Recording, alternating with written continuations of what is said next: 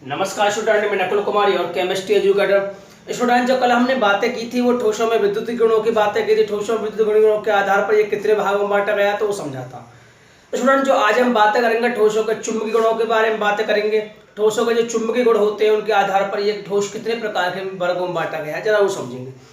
Student, आपने सीखा है, जाना है, प्रत्येक पदार्थ के अंदर इलेक्ट्रॉन होते हैं, गति करते रहते हैं। और जरा मैं एक बात बताऊं आपको, आप ये ध्यान रखना, प्रत्येक पदार्थ के अंदर कुछ ना कुछ चुंबकीय गुण अवश्य होता है। मैंने क्या बोला कि प्रत्येक पदार्थ के अंदर कुछ ना कुछ चुंबकीय गुण अवश्य होता है। क्लियर?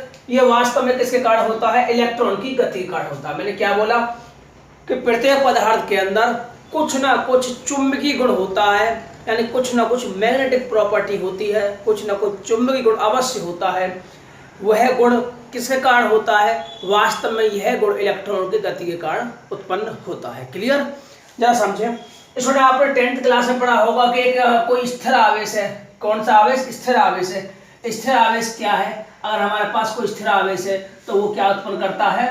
वैद्युत क्षेत्र। क्या उत्पन्न करता है? वैद्युत क्षेत्र। मैंने क्या बोला कि अगर हमारे पास कोई स्थिर आवेश है तो वो क्या उत्पन्न करता है? वैद्युत क्षेत्र। जबकि एक गतिमान आवेश हो तो वो वैद्युत क्षेत्र के साथ साथ क्या उत्पन्न करता है? चुंबकीय क्षेत्र। मैंने क्या बोला कि अगर स्थिर आवेश है तो वैद्युत क्षेत्र उत्पन्न करता है। अगर स्थिर आवेश नहीं है, गतिमान आवेश है, तो आपने सीखा है, समझा है कि गतिमान आवेश है तो वो अपने चारों तरफ अपने वैद्युत क्षेत्र के साथ संगत वैद्युत क्षेत्र के साथ साथ चुंबकीय क्षेत्र भी उत्पन्न करता है। क्लियर? यदि कोई आवेश गति कर रहा है तो वो दो क्षेत्र उत्पन्न करता है, वैद्युत क्षेत्र भी उत्पन्न करता है और चुंबकीय क्षेत्र भी। क्लियर? प्रत्येक पदार्थ में जो इलेक्ट्रॉन होते हैं वो क्या करते रहते हैं? गति करते रहते हैं। आपने सीखे हैं, नाभिक के चारों तरफ चक्कर लगाते रहते हैं। उस गति के कारण ही पदार्थ के अंदर क्या होता है? चुंबकीय गुण उत्पन्न होता है, क्योंकि ये गतिमान आवेश क्या करता है? चुंबकीय क्षेत्र उत्पन्न भी करता है। क्लियर? इसमें ध्यान दें, इलेक्ट्रॉन जो गति करता है वो नाभिक के चारों तरफ कक्षीय गति भी करता है। इलेक्ट्रॉन दो प्रकार की गति करता है, कक्षीय गति भी करता है। कौन सी गति करता है? कक्षीय गति भी करता है और चक्रण गति भी करता है, घूर्ण गति भी करता है। कौन सी गति? घूर्ण गति। जरा समझें स्टूडेंट, जो नाभिक होता है, कौन? नाभिक जो होता है उसके चारों तरफ जो इलेक्ट्रॉन स्थित होते हैं, वह मान लीजिए इलेक्ट्रॉन है, ये क्या करता है? गति करता है। कौन सी?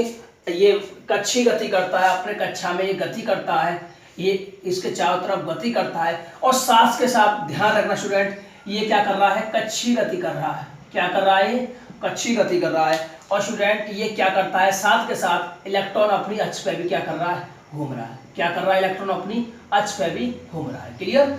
तो ध्यान रखना, जिस प्रकार पृथ्वी सूर्य के चारों तरफ है, पृथ्वी जो गति करती है, पृथ्वी अपनी अक्ष पे भी घूमती है और साथ के साथ सूर्य के चारों तरफ भी चक्कर करती है। यानी पृथ्वी सूर्य के चारों तरफ चक्कर लगाती है और प्लस अपने अक्ष पे भी घूमती है। 24 घंटे में अपने अक्ष पर चक्कर लगाती है, 24 घंटे में अपने अक्ष पर घूमती है और 365 दिनों में सूर्य के चारों तरफ चक्कर लगाती है। उसी प्रकार एक इलेक्ट्रॉन अपनी अक्ष पर भी घूमता है, यानी अपनी अक्ष पर भी घूमता है, तो ये घूर्ण गति हो गई, इसकी स्पिन मोशन हो गया और अपने किसी नाभिक के चारों तरफ चक्कर लगाता है। ध्यान रखना, इलेक्ट्रॉन दो प्रकार की गति करता है, घूर्ण गति व कक्षीय गति, यानी स्पिन मोशन। ठीक है? अब स्टूडेंट, इस इलेक्ट्रॉन की गति के कारण पदार्थों में जो चुंबकीय गुण उत्पन्न होते हैं वो 5 प्रकार के उत्पन्न होते हैं। यानी 5 तरीका से पदार्थ को हम वर्गीकरण कर सकते हैं। जरा समझिए स्टूडेंट, ठोस के जो प्रकार होंगे चुंबकीय गुणों के आधार पर कितने प्रकार के होंगे? 5 प्रकार के होंगे। क्लियर? इस गुण के आधार पर, चुंबकीय गुणों के आधार पर ठोसों के प्रकार, चुंबकीय गुणों के आधार पर ठोसों के प्रकार, गुणों के आधार पर ठोसों के प्रकार। स्टूडेंट ध्यान रखना, ठोस जो है चुंबकीय गुणों के आधार पर कितने भागों में बांटे गए? 5 भागों में बांटे गए, यानी 5 प्रकार के होते हैं। जरा वो समझिए। क्लियर? स्टूडेंट, सबसे पहले आता है अनुचुंबकीय पदार्थ, अनुचुंबकीय ठोस, फिर प्रतिचुंबकीय ठोस। कौन होता है? अनुचुंबकीय ठोस। दूसरा है प्रतिचुंबकीय ठोस। कौन सा? प्रतिचुंबकीय ठोस, यानी अनुचुंबकीय, प्रतिचुंबकीय। और तीसरा होता है हमारे पास लोह चुंबकीय पदार्थ। कौन होता है? लोह चुंबकीय। तीसरा हो गया लोह चुंबकीय, लोह चुंबकीय ठोस। फिर उसके बाद प्रतिलोह चुंबकीय, प्रतिलोह चुंबकीय। प्रतिलोह चुंबकीय ठोस। मैंने क्या बोला, अनुचुंबकीय, प्रतिचुंबकीय, लोह चुंबकीय, प्रतिलोह चुंबकीय, और पांचवा जो हो गया वो क्या होगा, फेरी चुंबकीय पदार्थ। कौन सा, फेरी, फेरी चुंबकीय ठोस, फेरी चुंबकीय ठोस। क्लियर, आपने समझा, एक ये प्रकार, एक ये प्रकार और एक ये प्रकार। क्लियर, आपने देखा ये 5 भागों में बांटा गया। जरा समझेंगे स्टूडेंट, ध्यान रखना अनुचुंबकीय और प्रतिचुंबकीय जो गुण होते हैं वास्तव में इलेक्ट्रॉन के अयुग्मित होने पर, यानी इलेक्ट्रॉन के कारण, हम इसे जो परिभाषित करेंगे वो इलेक्ट्रॉन के कारण करेंगे। स्टूडेंट, हम बातें करते हैं अनुचुंबकीय ठोस और प्रतिचुंबकीय ठोस के बारे में। अब बातें करते हैं अनुचुंबकीय और प्रतिचुंबकीय ठोस के बारे में। स्टूडेंट, इसमें होता क्या है कि अनुचुंबकीय जो ठोस होते हैं, अनुचुंबकीय जो ठोस होते हैं वे पदार्थ होते हैं जो चुंबकीय क्षेत्र में क्या हो जाते हैं, दुर्बल रूप से क्या हो जाते हैं, आकर्षित हो जाते हैं। दुर्बल रूप से क्या हो जाते हैं, आकर्षित। जो कि प्रतिचुंबकीय में क्या होता है, इसका अपोजिट होता है, ये दुर्बल रूप से क्या होते हैं, प्रतिकर्षित होते हैं। क्या होते हैं, प्रतिकर्षित होते हैं।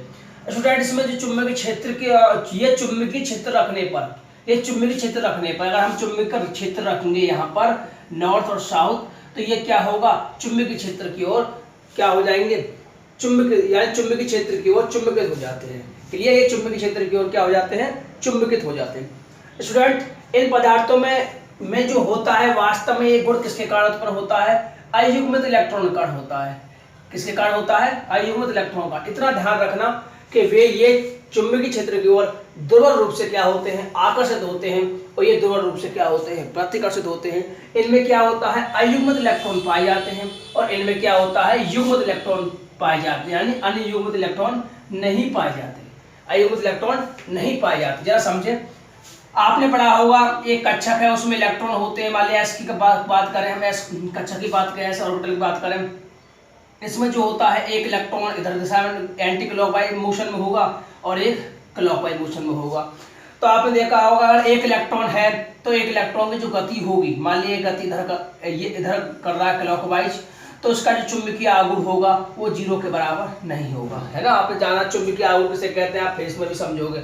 अगर इसमें 2 इलेक्ट्रॉन होते हैं, 2 इलेक्ट्रॉन होते, मान लीजिए एक तो क्लॉकवाइज डायरेक्शन में गति कर रहा है और एक एंटी क्लॉकवाइज डायरेक्शन में गति कर रहा है, तो दोनों ही गति अपोजिट होने के कारण इनका जो चुंबकीय आघूर्ण होता है वो क्या होता है, 0 के बराबर होता है। यानी चुंबकीय आघूर्ण क्या होगा, नष्ट हो जाएगा। कब, जब ये युग्मित इलेक्ट्रॉन है।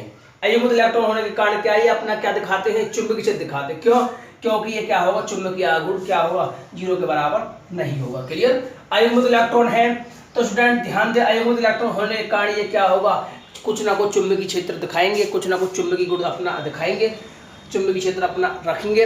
ले गई है युग्मित होने के कारण क्या होगा, एक का जो इलेक्ट्रॉन का चुंबकीय क्षेत्र दूसरे चुंबकीय क्षेत्र को क्या कर देगा, नष्ट कर देगा। यानी चुंबकीय जो आघूर्ण होगा, चुंबकीय आघूर्ण होगा अपोजिट डायरेक्शन मोशन के कारण वो क्या होगा, 0 के लगभग होगा, 0 के बराबर होगा। क्लियर स्टूडेंट, इसकी जो इकाई होती है, चुंबकीय आघूर्ण की इकाई होती है, आप इसमें भी सीखोगे। इसकी जो इकाई होती है चुंबकीय आघूर्ण की क्या होती है, इसकी जो इकाई होती है वो क्या होती है, बोर मैग्नेटॉन। बोर मैग्नेटॉन, क्या बोला मैंने, इसकी जो इकाई होती है वो क्या होती है, bore magneton. Clear, bore magneton याद रख लेना।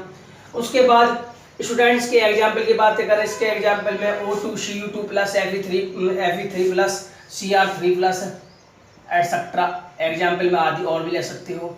इसके जो एग्जाम्पल है H2 है, NaCl है, Zn प्लस है, Ag प्लस है। क्लियर, आपको बस इतना ध्यान रखना है, अगर अयुग्मित इलेक्ट्रॉन है तो अयुग्मित इलेक्ट्रॉन होने के कारण क्या होगा, अचुंबकीय होगा, युग्मित इलेक्ट्रॉन है तो प्रतिचुंबकीय होगा।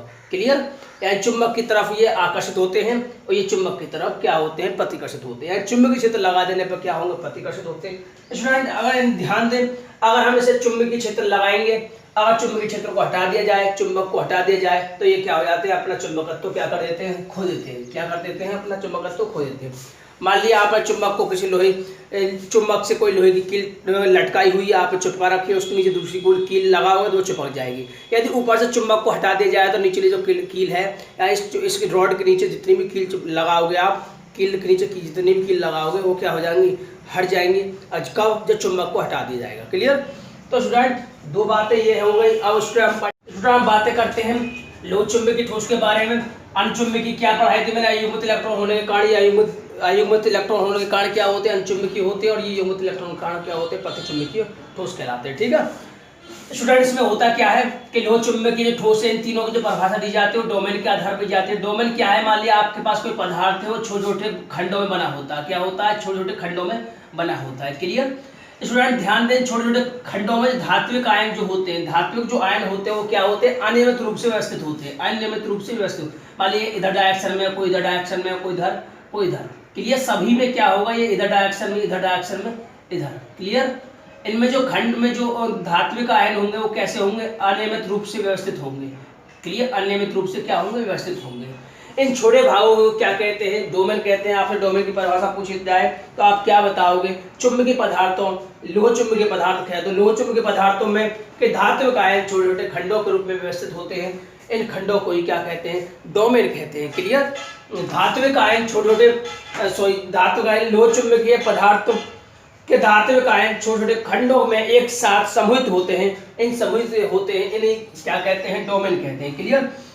स्टूडेंट्स में होता क्या है कि जो हमारे पास लोह चुंबकीय ठोस है, ये जो ठोस है इसमें जो खंड होते हैं, इनमें जो धात्विक आयन होते हैं वो अनियमित रूप से क्या होते हैं? गति करते हैं। ये क्या बोला जाता है? प्रत्येक भाग इसका डोमेन बोला जाता है। क्लियर? अब जरा समझें स्टूडेंट से क्या होता है कि हम चुंबकीय क्षेत्र में रख दें, किस में रख दें? चुंबकीय क्षेत्र में रख दें तो क्या हो जाएगा? चुंबकीय क्षेत्र में क्या होंगे? प्रबल रूप से आकर्षित होंगे। क्या होंगे? प्रबल रूप से आकर्षित हो जाते हैं। क्लियर? जरा समझें स्टूडेंट, अगर इसे हम चुंबकीय क्षेत्र के बीच में रख दिया जाए, ये मान लिया आपके पास ये कुछ चुंबक है,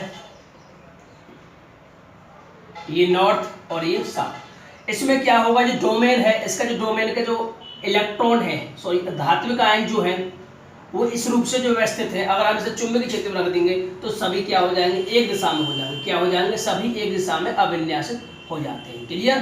किस दिशा में हो जाते हैं? सभी एक दिशा में विन्यासित हो जाते हैं, जिस कारण इसका चुंबकीय आघूर्ण क्या होगा? 0 के बराबर नहीं होगा और प्रबल चुंबकीय क्षेत्र दिखाते हैं। अगर स्टूडेंट में इसके चुंबकीय क्षेत्र को भी हटा दूं, किसको हटा दूं? चुंबकीय क्षेत्र को भी हटा दूं तो उसके जो धात्विक आयन है वो उसी दिशा में, एक ही दिशा में बने रहते हैं, जिससे ये अपना क्या दिखाते हैं? स्थायी चुंबकत्व दिखाते हैं। यानी जो इसमें जो डोमेन में जो धात्विक आयन होंगे वो सब कैसे होंगे? एक दिशा में क्या करते हैं? एक ही दिशा में बने रहते हैं। क्लियर? एक ही दिशा में क्या होंगे? व्यवस्थित हो जाएंगे और एक ही दिशा में क्या होंगे? व्यवस्थित हो जाएंगे। क्लियर? ये हमारे पास ये क्या है? डोमेन है और डोमेन में प्रत्येक क्या होंगे? एक ही दिशा में क्या होंगे?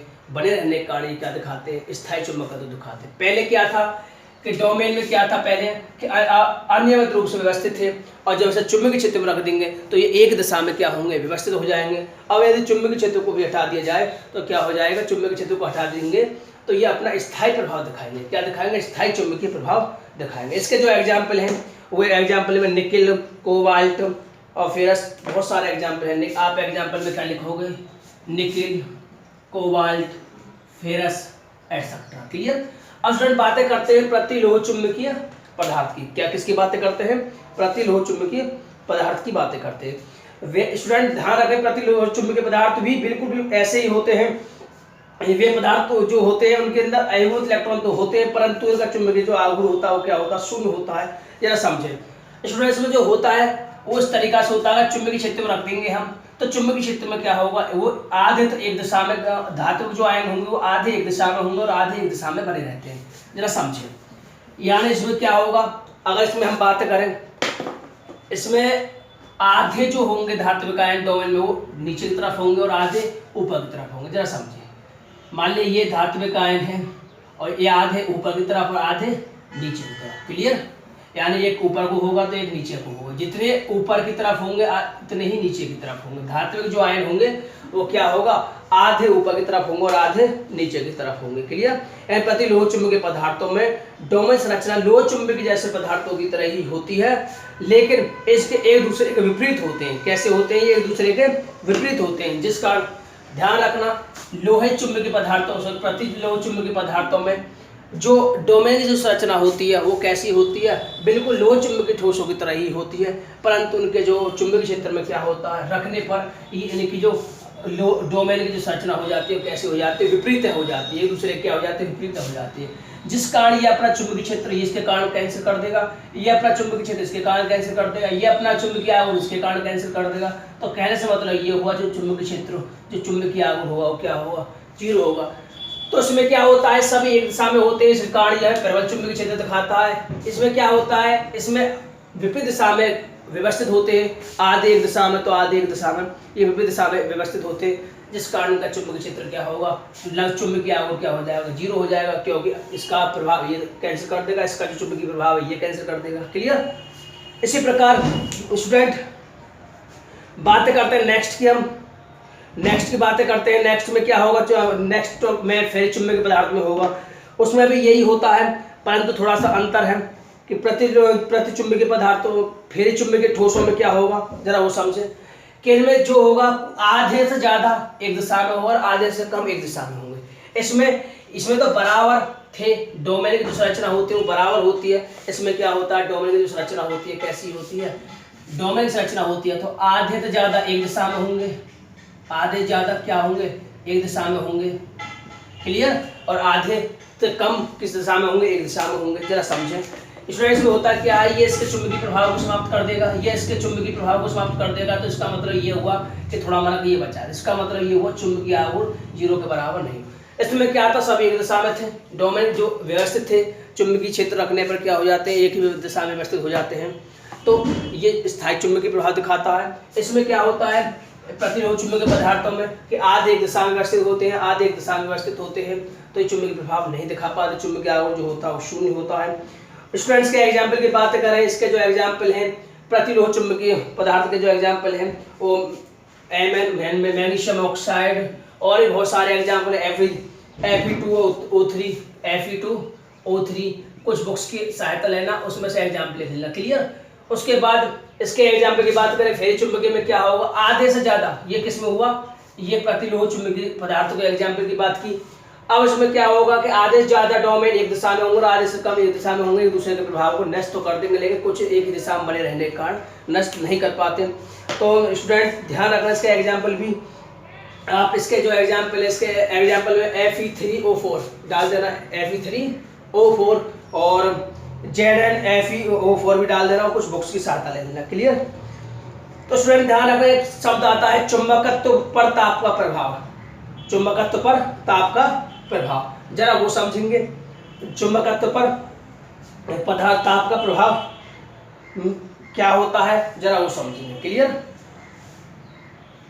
स्टूडेंट लोह चुंबकीय पदार्थ और प्रतिलोह चुंबकीय पदार्थ, मैंने क्या बोला, इसमें चुंबकीय पर ताप का प्रभाव क्या पड़ता है। अगर लोह चुंबकीय पदार्थ और प्रतिलोह चुंबकीय पदार्थ और फ्री चुंबकीय पदार्थ अगर हम इसे गर्म करते हैं तो ये किसकी तरह व्यवहार करने लग जाते हैं, अगर हम इसे गर्म करते हैं तो ये बिल्कुल अणुचुंबकीय पदार्थों की तरह व्यवहार दर्शाने लग जाते हैं। किसकी तरह दर्शाने लग जाते हैं, अणुचुंबकीय पदार्थों की तरह व्यवहार दर्शाने लग जाते हैं। जब हम ताप में वृद्धि करते हैं ये तीनों पदार्थ किसकी तरह व्यवहार करते हैं, अणुचुंबकीय पदार्थों की तरह व्यवहार करने लग जाते हैं। क्यों, क्योंकि ताप वृद्धि के साथ ही इलेक्ट्रॉन के चक्कर की दिशा, क्योंकि ताप वृद्धि करने पर इलेक्ट्रॉन के चक्कर अव्यवस्थित हो जाते हैं। मैंने क्या बोला कि लोह चुंबकीय, प्रतिचुंबकीय, फेरी चुंबकीय, ये तीनों प्रकार के जो पदार्थ होते हैं अगर हम गर्म करें, ताप में वृद्धि करें तो वो किसकी तरह बिहेव करते हैं, अणुचुंबकीय पदार्थों की तरह बिहेव करते हैं।